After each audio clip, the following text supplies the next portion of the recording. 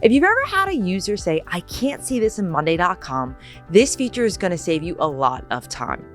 You can now log in as another user and see exactly what they see. This is a new enterprise feature that's rolling out, and it's especially useful for admins, workflow experts, and anyone managing permissions at scale. Let me show you how it works. To access this, go into your profile setting, then into administration, and then open your user directory. From there, you'll see a 3-dot menu next to each user. And inside that menu, you'll now see a new option, log in as this user.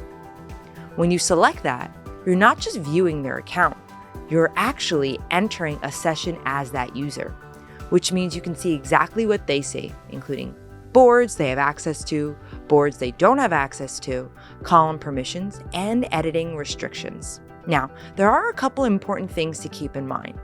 First, this only works for members and below, so you won't be able to log in as another admin.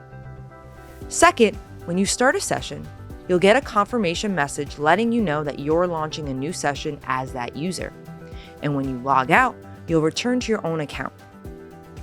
Also important, these sessions are tracked.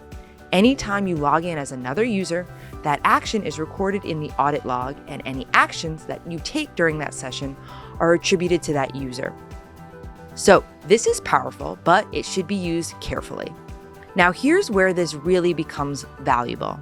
Instead of jumping on a screen share and trying to troubleshoot what someone can or can't see, you can go directly into their account, identify the issue, and fix it immediately.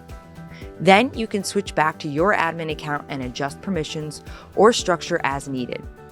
So what used to take multiple back and forth messages or a live call can now be resolved in just a few minutes. If you're managing an enterprise account, this is one of those features you'll use all the time. And if you want more breakdowns like this, make sure to subscribe to the channel by clicking the link below. Thanks for watching.